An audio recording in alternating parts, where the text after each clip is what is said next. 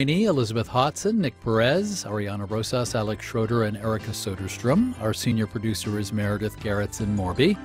In New York, I'm David Brancaccio, Marketplace Morning Report from APM, American Public Media. For the best music from the 60s, 70s, and 80s, tune in to 89.9 HD3, the WJCT app, or jacksmusic.org. We've got your music on Anthology on 89.9 HD3. Dr. Galani with Galani Vision Institute, providing second opinions for correcting complications of LASIK and cataract surgery. Problems with reading, driving, or night vision after surgery? Visit GalaniVision.com. Vision for the world.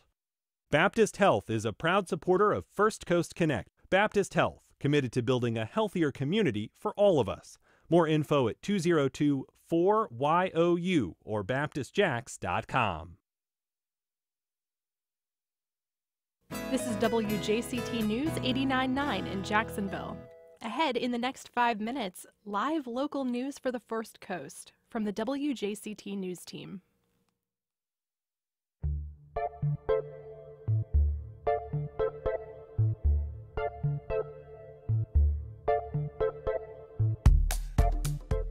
I'm Ann Schindler, and on today's First Coast Connect, we explore the environmental impact of Florida's sugarcane harvest, why some say the black snow is a health hazard. Then, is AI helping or hurting in the classroom? An upcoming panel discussion asks the question to 4 local college and university presidents. Plus, a teacher steps in to help her deaf student raise funds for an overseas interpreter. Join the conversation. Give us a call at 904-549-2937 or send an email to firstcoastconnect@wjct.org. You can also message us on Facebook and Instagram or tag us on X at FCC On Air. It's all ahead this hour after the day's news.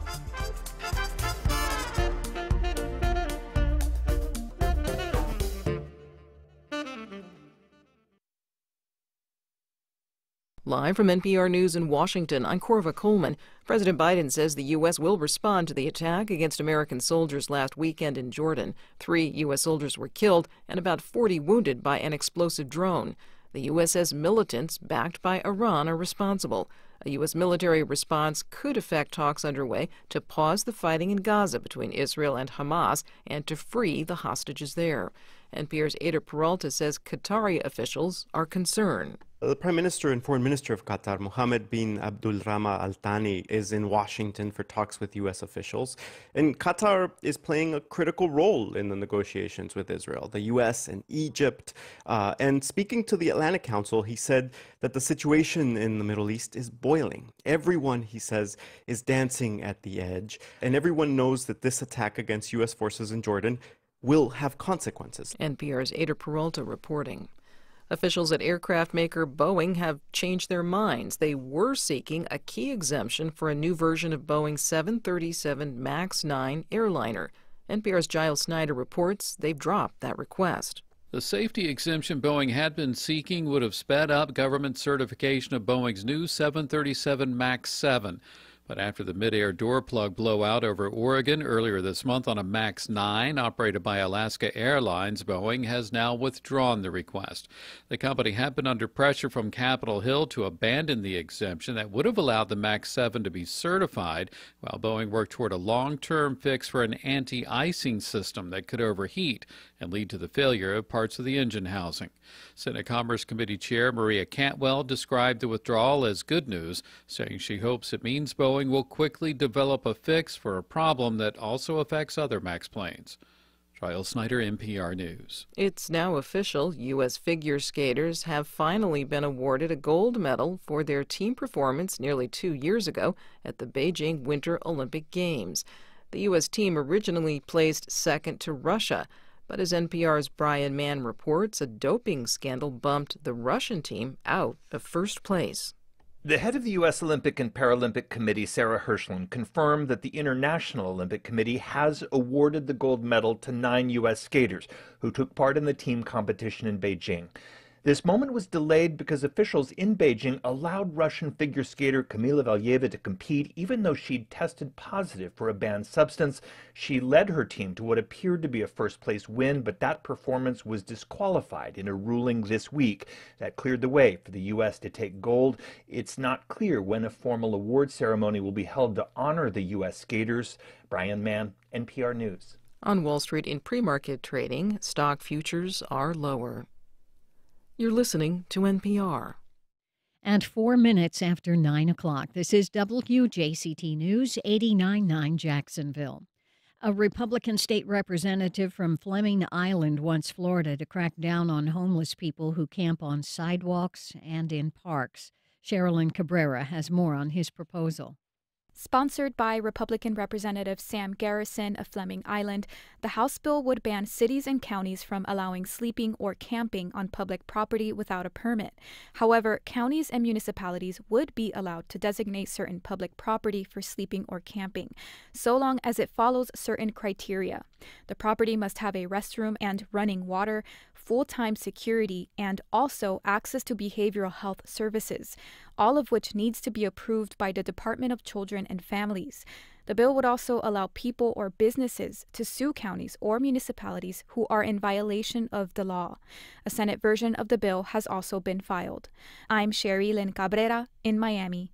A 47-year-old Fleming Island man has been arrested on multiple charges related to the January 6th breach on the U.S. Capitol.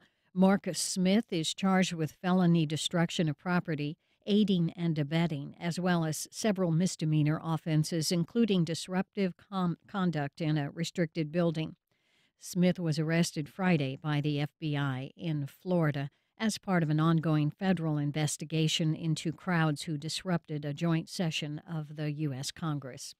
It's 45 degrees in Jacksonville. Hot afternoon temperatures today in the 60s through Saturday. Support for NPR comes from NPR stations. Other contributors include Subaru, featuring the 2024 Subaru Forester Wilderness, with 9.2 inches of ground clearance and all-terrain tires for off-road capability. Learn more at Subaru.com/wilderness.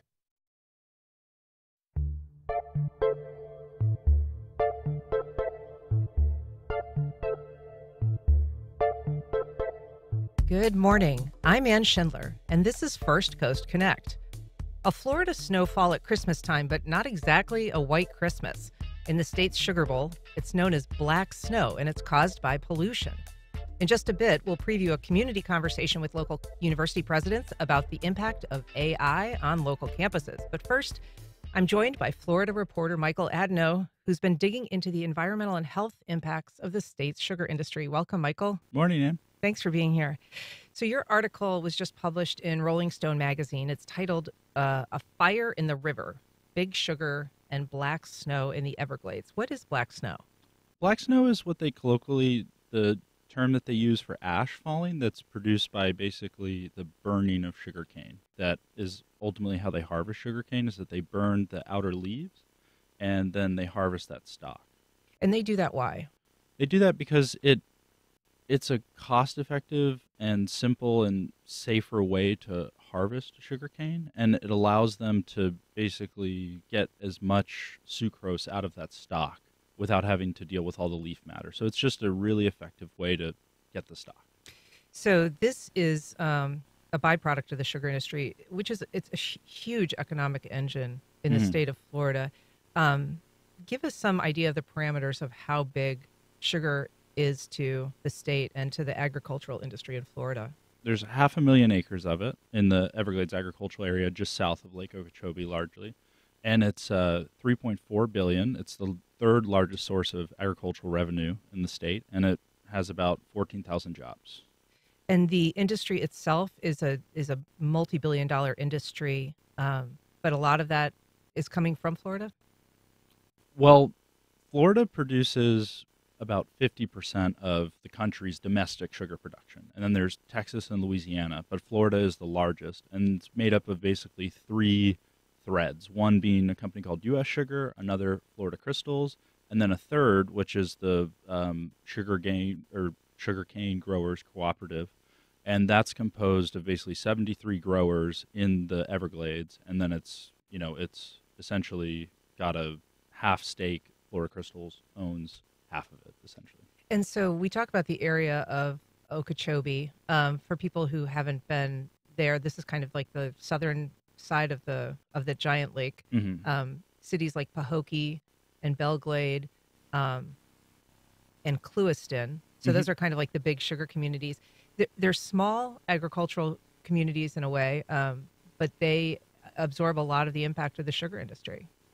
Yeah, and they almost solely rely on it. I mean, it's really the only form of employment there for many people, and it's existed there for quite a long time. And those towns, which are strung along the southern edge of the lake, Pahokee being the northeastern town and Clewiston being the southwestern town, like those are, about 30, 40 minutes away from each other. But like in between all of that is like, these vast kind of agricultural areas. And so the former mayor of Pahokee was interviewed not long ago in 2022 by the Palm Beach Post about this practice of burning. Let's hear a little bit of that. One of the major impacts that it has on the community is the health to us here in the Glades. If you do research, you'll see that our asthma rates are extremely high. Our allergic reactions to the atmospheric chemicals is extremely high here as well. And also the aesthetics of it all. If you look around the community, when the cane is burned, we affectionately call it black snow that falls from the sky. But I am now affectionately calling it black death and a black stirrup in the community. Because what's happening is when the ash falls, it falls on everything. Your car, your home, your clothing. So, Michael, you spoke, you spent 2 years working on this article for Rolling Stone. You spoke to a lot of people that live around there. Anecdotally, what do you hear about the quality of life and the impact that black snow has on the residents? People believe that the practice of burning sugarcane and the smoke that results from it has not only harmed their health but property, and a lot of people believe that it's exacerbated symptoms of their asthma. They do have an outsized amount of residents who have asthma. There was a study done by the Florida State University with some other partners and funded by NASA that basically determined that there was, I think it contributed to like 5 deaths per year, so on and so forth. But before that, there was just the anecdotal evidence of people talking about how it affected them. So just breathing conditions, things like that. And you talk to a lot of families with kids who are on nebulizers, who are regularly either getting admitted to hospitals for treatment or having to use inhalers. It's a fairly common thing down there. We spoke to dozens of people, and many of them use a nebulizer 3 times a day. Some of them have teenage kids that are using a nebulizer 3 times a day. And that's in addition to inhalers and things like that. It really does seem unusual. It is, yeah. And so residents are concerned about asthma and respiratory health, but the sugarcane industry and its advocates have pointed to a number of federal measurements showing that the average air particle pollution is well within federal guidelines. So who's right?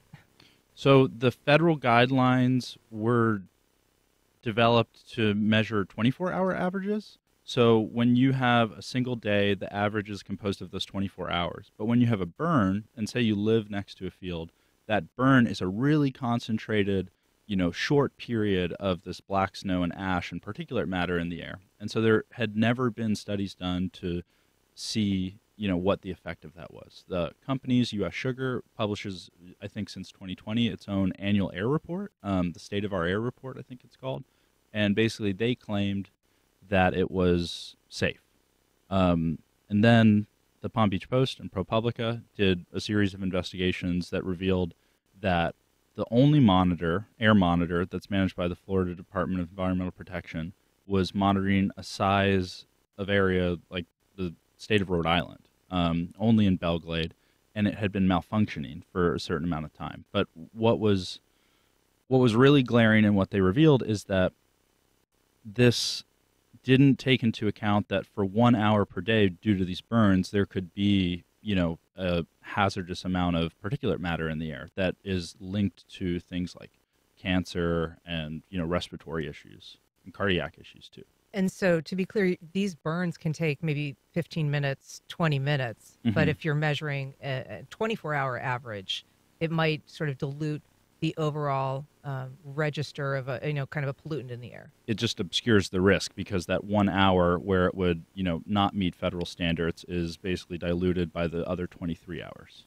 And this investigation that ProPublica did with the Palm Beach Post, I think they won a Pulitzer. They were finalists for the Pulitzer in local reporting. Yeah. And that was a fairly stark revelation, though, that this one monitor measuring such a large area hadn't actually been working properly. And the FDEP never refuted that, and they replaced it later that year in November. The Department of Environmental Protection. And so has the state largely been standing by its monitoring practices? Has there been pressure to perhaps expand the number of monitors or the duration of when they're actually taking those samples? And the Palm Beach Post and ProPublica, what they also revealed is that residents had been asking the Palm Beach Department of Health to study this for a long time, and that they had ultimately refused, because through all these meetings and all these public channels had been asked to do that and, acknowledged it, but had never really looked at what the effect of all this burning was. So we're talking about the health and environmental impact, questions about that in the sugar industry in Florida. If you want to join the conversation, give us a call at 549-2937. Don't forget, you have to put a 904 in front of that now, 904-549-2937. You can also email us at firstcoastconnect@wjct.org or reach out on social media platforms. So, Michael, the study that you referenced, this FSU study from 2022, it found that the sugarcane fires resulted in 5,100 metric tons of really tiny, fine micron particles. What's the special risk of those kinds of particles? It's essentially that they are so microscopic that they affect your respiratory system, whereas larger particles would not. And so what residents claim is that those particles are affecting their health, whereas the companies, the growers, say that the particles are large enough that they are not. And until that study, there really had not been any close study of what the effect of burning sugarcane in Florida, what the effects of that were. And what I thought was really interesting was that the particulate matter that they're measuring there, they said was basically the equivalent to all of Florida's on-road motor vehicles, like the emissions of those in terms of the particulate matter, which seems like just a great magnitude. So yeah, I think it's the Windrock Foundation, but they were commissioned by the Everglades Foundation, which is this big Everglades coalition, to look at the greenhouse gas emissions caused by the growers in the Everglades agricultural area. But what was really interesting about that is that even though the emissions equal 1.6 million cars per year, it's not due to burning. Only 2% of it was composed by burning, while it was 98% due to soil oxidation. On the farms? Explain that. So essentially that soil is, sitting bare and releasing, emissions just by sitting bare throughout the year. And that's unique to the sugarcane industry as opposed to other agriculture in Florida, or? I'm not sure, but it has something to do with that specific soil, that type of organic muck soil. Yeah, that is where they drained the Everglades essentially, and this muck is kind of the very rich soil left underneath. We've got a call, Ed in Orange Park. Good morning, Ed. Welcome to First Coast Connect. Good morning. Great show here. I'm sure you guys know who the Fanjul family is, Fanjul. They're one of the biggest sugar producers in the world, and they are based in Palm Beach. My family members worked for them for many years. They're the most smartest, politically savvy people that we ever met. Two brothers, billionaires, lived next to each other in Palm Beach. One brother was super big, very big donor to the Republican Party. The other brother who lives next door, super big, very big donor to the Democrat Party. No matter who won, they won. That's in politics. Very smart. They could pick up the phone and reach the White House no matter what party was in power. They played the game brilliantly. And that's one reason why Big Sugar has been so influential and untouched by politics. And Ed, you grew up in the sugar industry area? The sugar, yes. My uncles worked for the sugar industry all their lives. Thanks for the call. Michael, talk a little bit about the political role, kind of the role that politics plays in sugar. So the Van Hool family built the company which is known as Florida Crystals. And they, without going into the weeds with it, basically they are the largest sugar refiner in the world. They have mills in, 4 states and 7 countries and own a vast amount of land in Florida. And this isn't just Florida Crystals, but they are one of the most deft political navigators. And ultimately what the sugar industry focuses on is galvanizing what is the sugar program in terms of subsidies, quotas, tariffs, and the way that the federal government allows sugar growers to produce sugar at a higher cost than the world market. And so that's what the caller was referring to. But just to give your listeners a sense, in the 2020 election cycle, the Florida sugar industry gave $11 million. And in between 94 and 2021, they spent $65 million just in state elections alone. So they really spend a lot of money, and that's why they're thought of as such a powerful entity and colloquially known as Big Sugar. And as Ed referenced, in a sort of bipartisan fashion. The Van Hools especially, yeah. If you look at their campaign contributions, you'll always see a kind of like even amount. And it's also interesting to look at the history of where the sugar industry spent, because you can see at what point which party, Democrat and Republican, was more empathetic towards the industry. Kind of connected to spending. Yes, because they have ultimately choreographed the policies that apply to the sugar industry, not just in the state, but federally. We've got a call. Javon, good morning. Welcome to First Coast Connect. Good morning. There's an excellent podcast, Big Sugar. I don't know if it's been mentioned or if anybody's heard of it, but it gets into the weeds on the sugar industry from the perspective of the primarily Black folks who were doing this work as immigrants and how they were coming from the West Indies and Jamaica and how they were scammed out of their fair pay. It talks about the Van Hool brothers. One's a Republican, one's a Democrat, and how, as your guest was just speaking about, they have manipulated American politics and gotten a ton of our tax dollars to subsidize their industry, and how that is having environmental impacts. It does a really great job of showing how these political things are having environmental and health impacts on our lives. So for those who want to get into the weeds on what sugar is doing to our health, our environment, and our politics, Big Sugar is an excellent is an excellent podcast on that.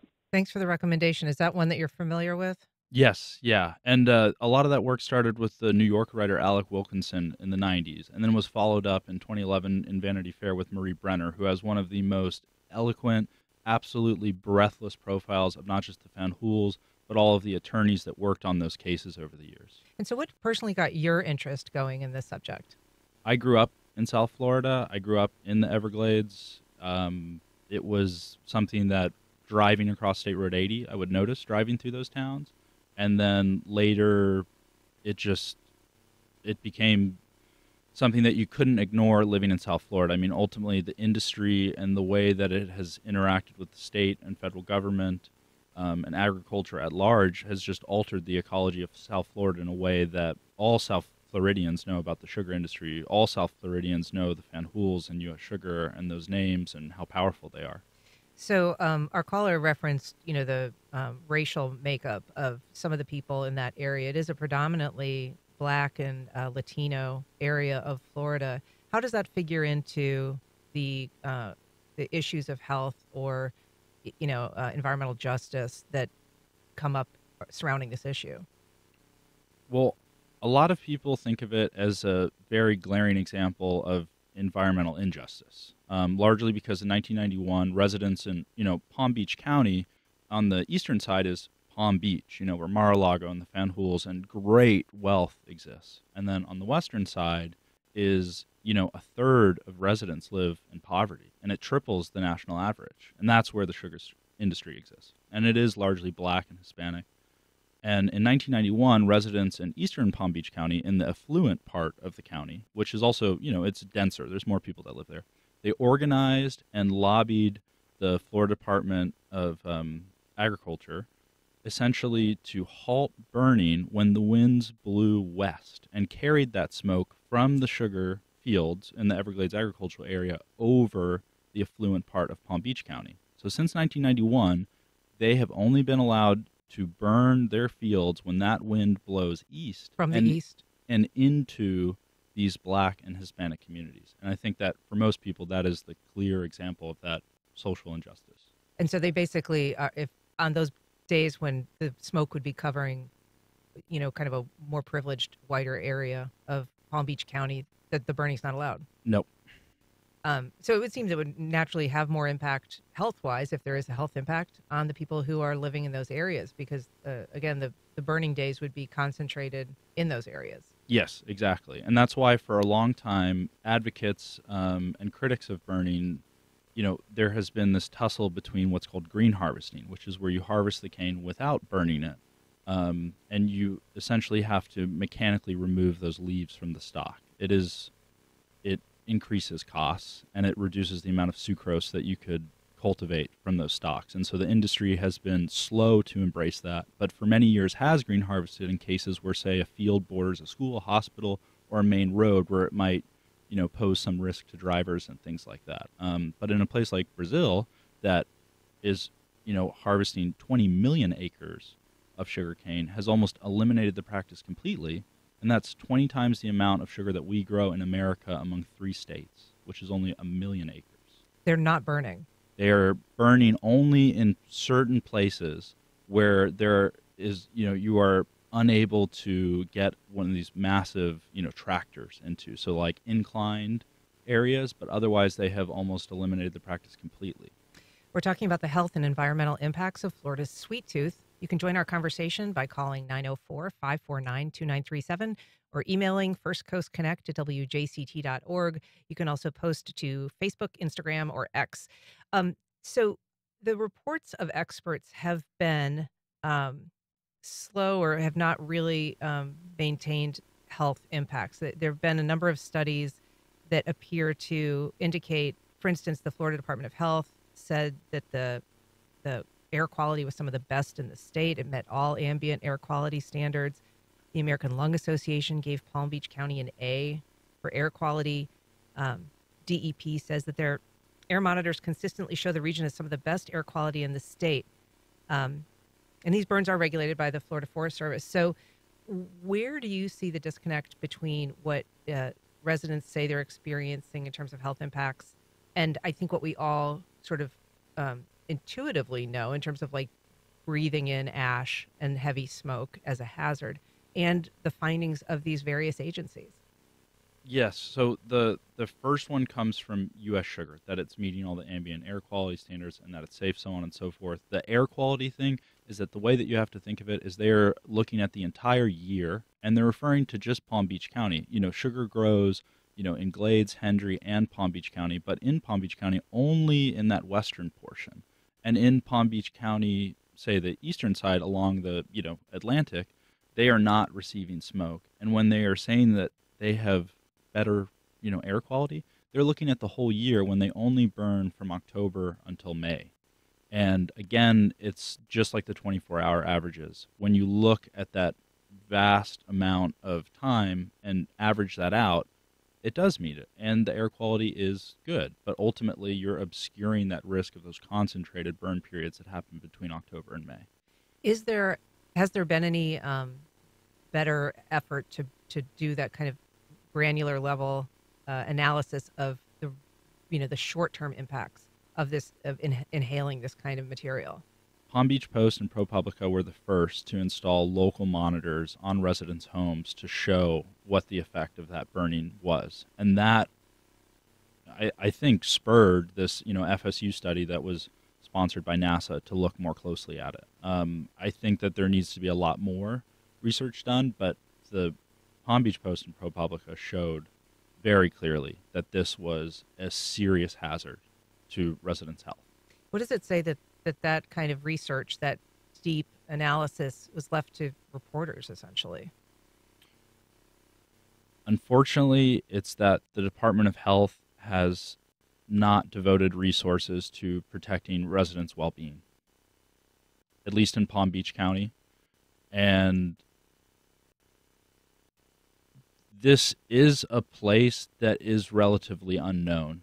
A lot of people have never been to that part of Florida, and it's a place where a lot of people do not have a voice, and those that have spoken up and been a part of class action lawsuits and things like that, and spoken to reporters and devoted time and energy to try and change things have been, met with a cold shoulder and are not particularly, inspired to continue working to change that. Of course, there's many people that do and have devoted their lives to trying to change the practice of the sugar industry and to create a more harmonious relationship between the residents and the industry. But the industry is so powerful, and so grassroots organizations are just often,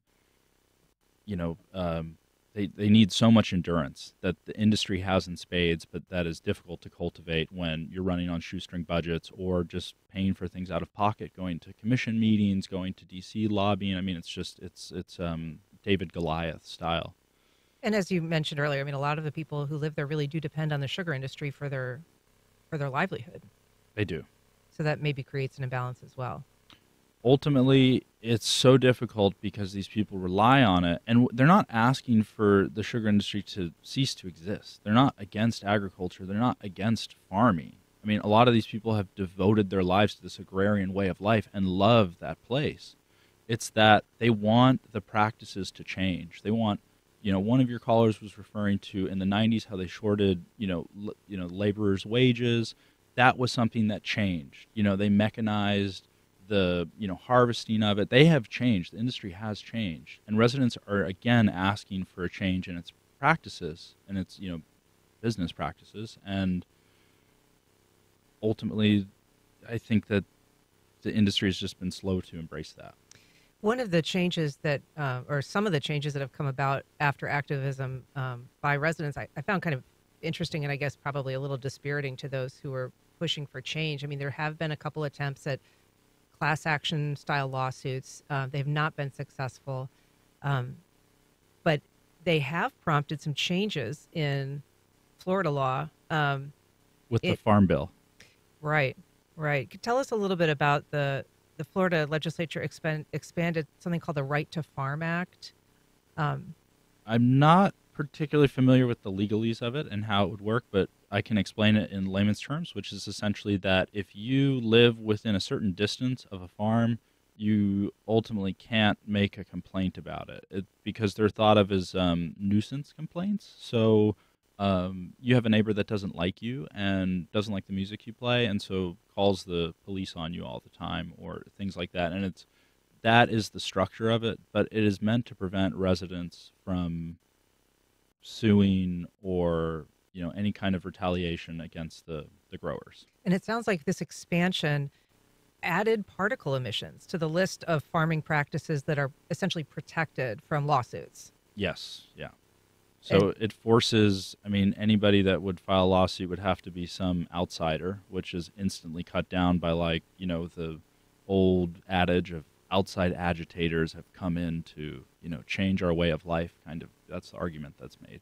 And they probably wouldn't have legal standing to bring a case if they're not from there, I would presume. No, with no property. One of the class actions, they tried to make the case that the ash was affecting their property, affecting their homes, which it does. And that was an argument that they made in court.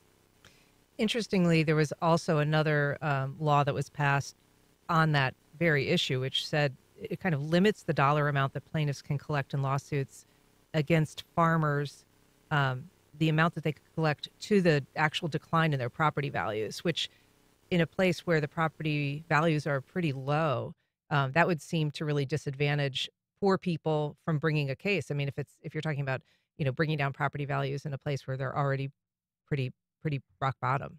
Absolutely. And the most difficult thing to accept about this is that it is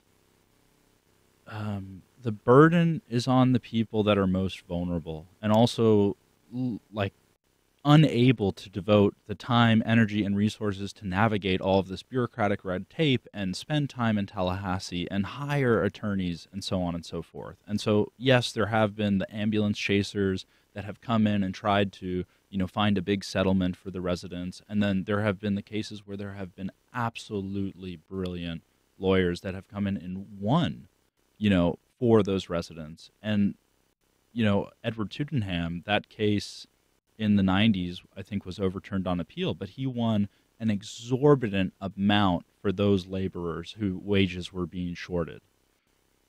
And so the story that you did, I mean, you're talking to these people, there have been these longstanding battles. Were they hopeful of change? Were they kind of exhausted by continuing to have these same discussions after years of, fighting to see some difference? Everything. I think that there is definitely the very sad, depleted, people who have just simply given up and do not see a path forward for change. And then there are people who are just so inspired and absolutely brilliant and working on it every second that they can devote to it. And so you have everything in between there. We've got a call, Mark, on the south side. I believe he's got a question for you, Michael. Good morning, Mark.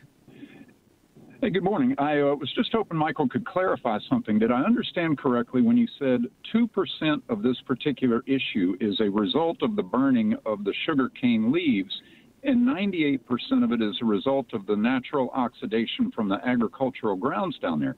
If I understood that correctly, people are suing over the 2%, but not over the 98%? It just seems, if that's the case, it almost seems like a misguided approach to this problem. Oh, good morning, sir. No, they're not suing over the greenhouse gas emissions. The lawsuits that Ann was referring to were regarding the smoke and damage to property and health. And then prior to that, there were lawsuits regarding labor, workers' wages that were being shorted. Just curious what you're working on now, if you can give us any clue as to your next project. I know you do a lot of reporting, Michael, about environmental issues around Florida. Yeah, I'm working here in Duval County right now, and I'm working on a piece about the migration of mangroves due to climate change around the world. And Florida is a particularly interesting place. Here, St. Johns County and Nassau County, where mangroves have been historically trending further and further north as freezes decline and storms become more frequent. It's an interesting debate, too, because mangroves, to some extent, you're seeing climate change and a northern migration, but they also do provide some shelter along the shoreline from sea level rise. Yeah, it's really interesting because in the scientific community, there is this this conversation going on about the consensus of will mangroves outpace other habitats as they, grow further and further north, and what does that mean for the flora and fauna that's inextricably tied to that? But then, of course, with, sea level rise and things like that, it is a hopeful sign that we would have mangroves because they build land much faster than, say, salt marsh, which everyone who lives here has seen Spartina grass at some point in their life. And so imagine all of those vast, flats of Spartina grass being replaced by mangroves. And that is essentially, there's a zero-sum game there happening to some extent, Well, it sounds like a great next article. We look forward to reading it. And Michael Adno, thank you so much for coming in and talking about your recent story in Rolling. It's no longer an if or when, but a now. Just how it will shape higher education is a matter of much debate, especially among those in academia. I'm joined now by the moderators of a panel discussion tomorrow on this topic, Dr. Audrey Ante and Dr. Scott Kaysen, Director and Associate Director, respectively, of the Academy for Teaching and Learning at FSCJ. Welcome. Thank you. Thank you for having us. Yeah, thanks for being here. And to our listeners, what questions do you have about AI in the classroom or on campus? You can give us a call at 904-549-2937 or send an email to firstcoastconnect@wjct.org. You can also reach out on social media. Dr. Audrey Ante, why did you decide to host this discussion? So if you all remember, an article came out from The Atlantic in 2022, with the kind of proclaiming the college essay is dead. And so for a lot of us, faculty, community colleges, state colleges, and universities, this was very concerning and alarming. And So just gradually through conversations and through trying out some of the different technologies and taking a deeper look at like the uses, benefits, potential problems, in the uses of AI for education, our institution wanted to have a larger conversation. And so Dr. Kathleen Seesvoltz, one of our associate vice provosts, and our college president, Dr. Avendano, kind of wanted to kind of continue the conversation and build opportunities for the community and for us to talk to other leaders at other institutions about like how they're thinking they might manage this, how it's going to affect teaching and learning at their institution, their hiring practices, our partnerships with businesses and local industries. And we were invited to moderate and very happily accepted because we really are invested. We want to know kind of what our leaders think and what their plans are for the future of higher education. And Dr. Scott Kaysen, for those who maybe didn't read the Atlantic article or only were familiar with the headline, explain to us a little bit what the conclusion was of the story, the college essay being dead. So this, of course, is a ongoing conversation in terms of where the college essay currently stands and how instructors should go about approaching the writing process, right? Where things seem to be right now is in order to ensure a kind of authentic learning experience in terms of the writing process, to have students integrate their own kind of personal experiences within the writing process themselves, to recapture, if you will, the self in the writing process. And that's where I think a lot of instructors are in terms of in the current state.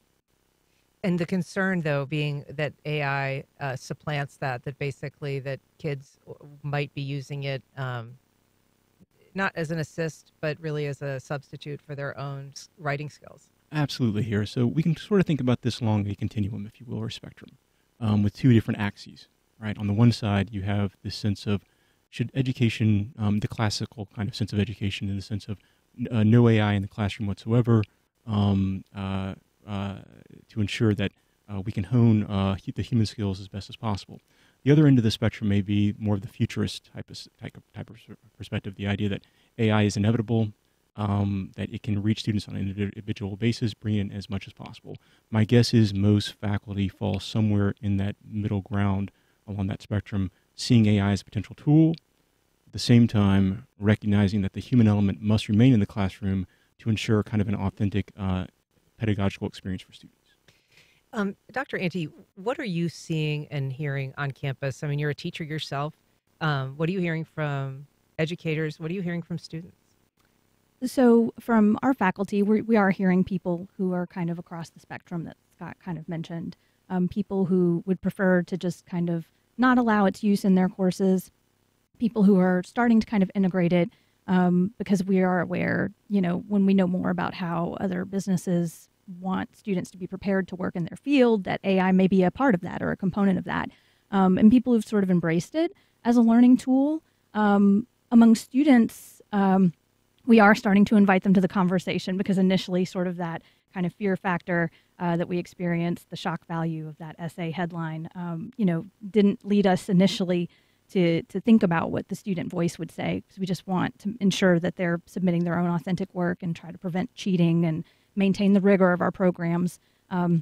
We are going to be inviting students more to the conversations that we have in the future, but just from the experience of being in the classroom, I don't think that I have seen widespread use of it yet. There have been a couple of instances. We have a tool called Turnitin that we use for plagiarism detection, and it also advertises that it detects AI. And that's really just sort of a conversation opener. If it has tagged an essay as having used AI, reaching out to the student and sort of, talking about like, why does it say this? And also, if they say that they didn't use AI, because there are other tools like Grammarly that have predictive language qualities that can be flagged by an AI detector, talking to them about the qualities of the essay itself that maybe still need to be improved.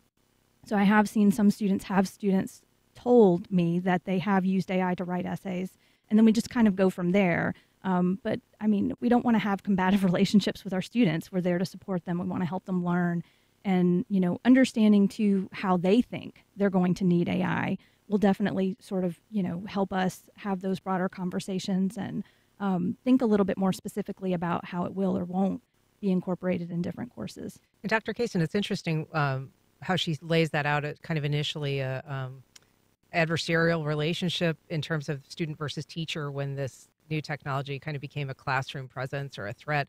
Do you see that changing, maybe, mitigating as the technology is more widely used, perhaps on both sides of the desk, so to speak? Yeah, so Audrey and I were just talking about this a few minutes ago, in fact, that whenever this conversation first began to unfold, there was a lot of pushback as the Academy was hosting various professional developments in AI. But what we've noticed over the past several months is more openness and a recognition that, okay, so there is a freedom to bring some in as a tool, and really up to the instructor of how far that can go.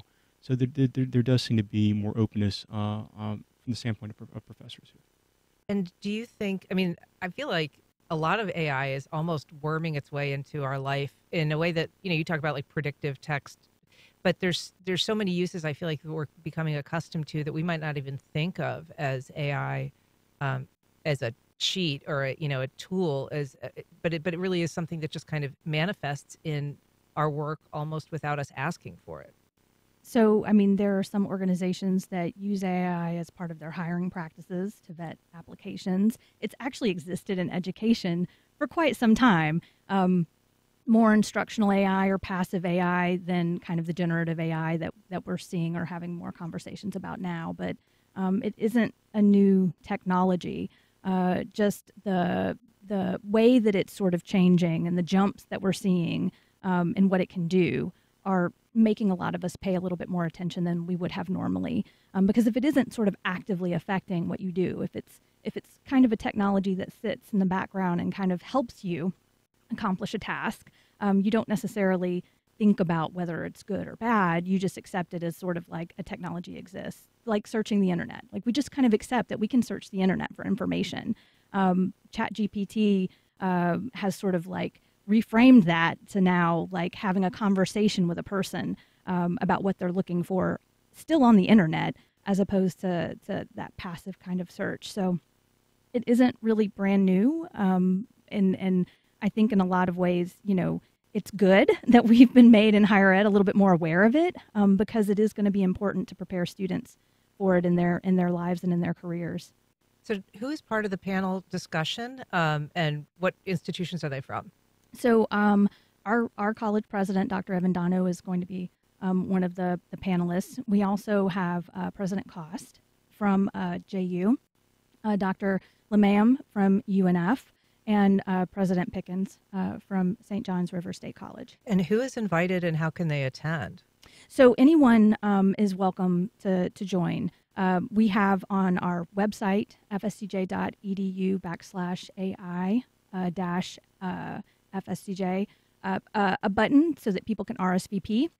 We would just really like to know kind of how many numbers to expect. So we appreciate if people can indicate their interest and whether they're going to participate in person or online, because you can join virtually and listen in.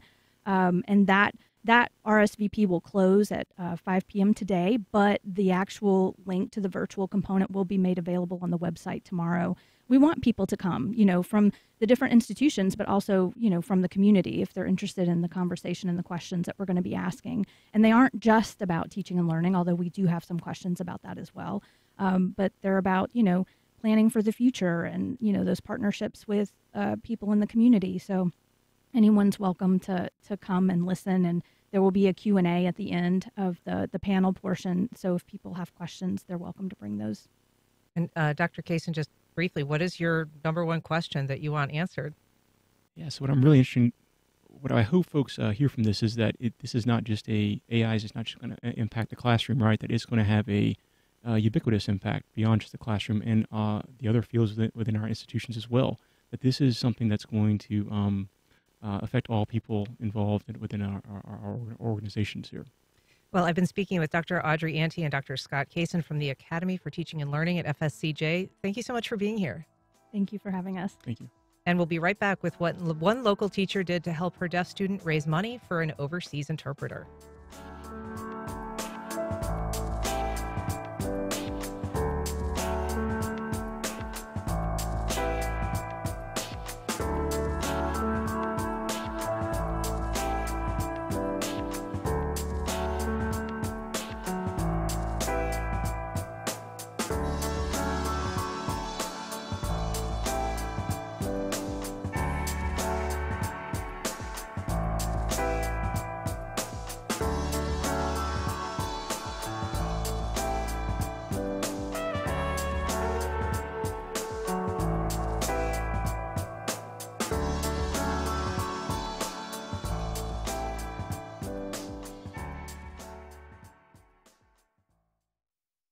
First it was the cigarettes. Come to where the flavor is. Come to Marlboro country.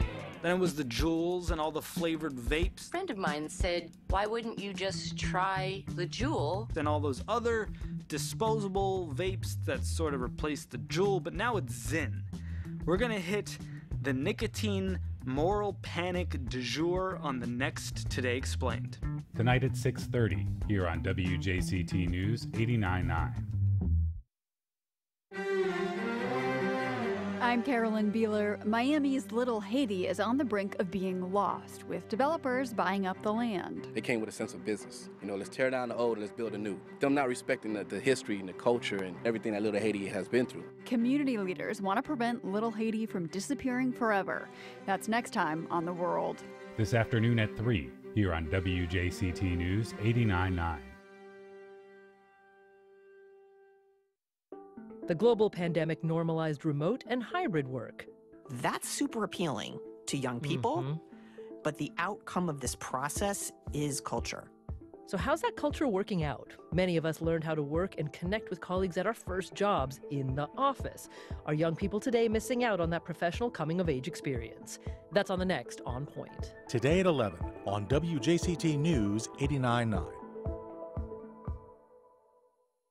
A trial in Michigan looks at parental responsibility when a child commits a mass shooting, and new revelations on the police failures in Uvalde, Texas.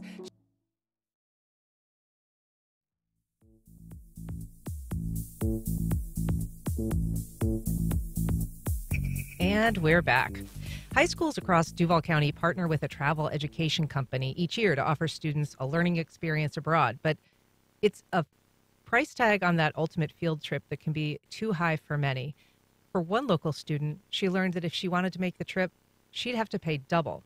I'm joined now by Atlantic Coast High School junior Emerita, who's deaf, and her interpreter, Kiera Craner. Welcome to you both.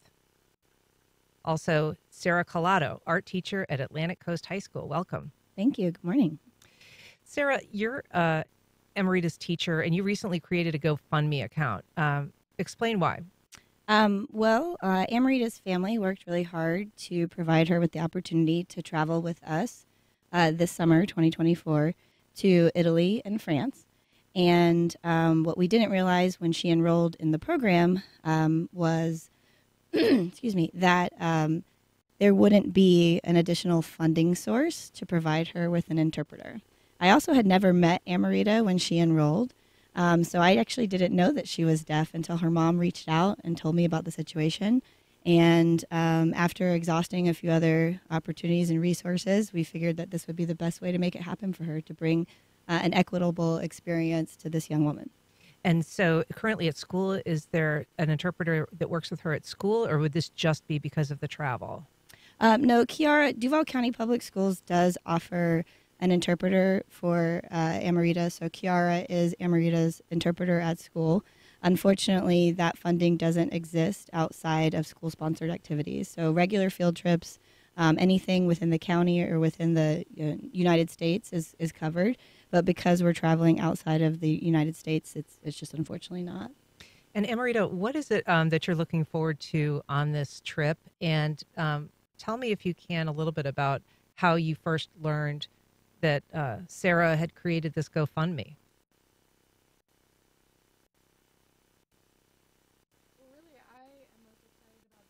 To just learn something new and to have a new experience. And when I first learned that they created the GoFundMe, I was really grateful for the teacher for being able to set that up for me.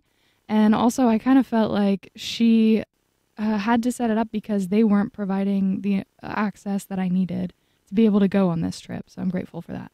What are you most looking forward to about Italy? Trying their pizza. I want to report when you come back about it. So, Sarah, the school district doesn't have this fund available. What are the parameters of the interpreter provision for a student who's hard of hearing or deaf? Well, it depends on the student, from what I understand. I am not an expert in deaf, hard of hearing education. We do have a deaf, hard of hearing educator on campus, which Amarita is enrolled in her class. I am an art teacher, So Amarita is the first deaf student I've ever had. So this experience is a continual learning opportunity for me. When Amarita was in my class, when I found out she was on my roster this year, I was really concerned on how I would learn how to communicate with this young woman. And as a default, I had to also figure out how to communicate with her interpreter. I'm learning things every day about what it means to communicate just in general and build relationships with students. But as far as like what we're able to do on campus, it is pretty equitable. She has her interpreter with her everywhere she goes. And I think how she interacts between the interpreter and teachers like me is very, it's really based in self-advocacy. Amarita is a great communicator. I don't always need to have her interpreter with me to understand what she's saying. Sometimes I can see it on her face what she's saying. And Amarita, in terms of like the classes that you take and have an interpreter for, is it different in an art class like Sarah's as opposed to like a math class, how the interpreter helps you understand and work with the teacher, or is it kind of the same in all of the classes? Really, I feel like it's kind of the same in every class because I'm used to having an interpreter with me kind of all the time in class. So, yeah, it's about the same, whatever class I'm in. Are there other deaf students at the school? Yes, but I don't really have we're not in the same grade, so we're in different classes. Gotcha. And on this trip, is there anything that concerns you about traveling and having the interpreter in terms of just your experience there? Are there barriers there, or do you think that having her with you will be sufficient to kind of allow you? Because obviously it's a language barrier for a lot of the students on every level because it's, Italy. And if they're not fluent in Italian, they're going to have some barriers themselves. Well, I think that there will be a language barrier, but I'm not really concerned about that with an interpreter because she kind of is my voice, and she's able to voice for me in certain situations and make communication more fluid for us. And are you going, or is this a fluent Italian interpreter? I am going, and I do not speak Italian, just sign. So how will you adapt to that in terms of interpreting for her, but not speaking the language? She will be interpreting for me, I think, in that situation, for gestural communication. That would be my guess. Well, thank you, Amarita, Kira, and Sarah Collado. Thank you so much for being here. Appreciate it. Have fun in Italy. Thanks so much. And that's our program. We welcome your feedback and suggestions for future conversations, and you can always catch a rebroadcast at 8 or listen to our podcast. Join us Wednesday as we talk with stalking in the military. Local military bases are offering victims a lifeline. I'm Ann Schindler. You've been listening to First Coast Connect on WJCT News 89.9.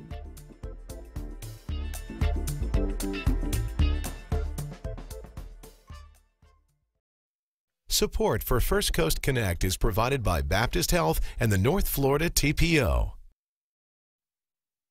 Baptist Health is a proud supporter of First Coast Connect.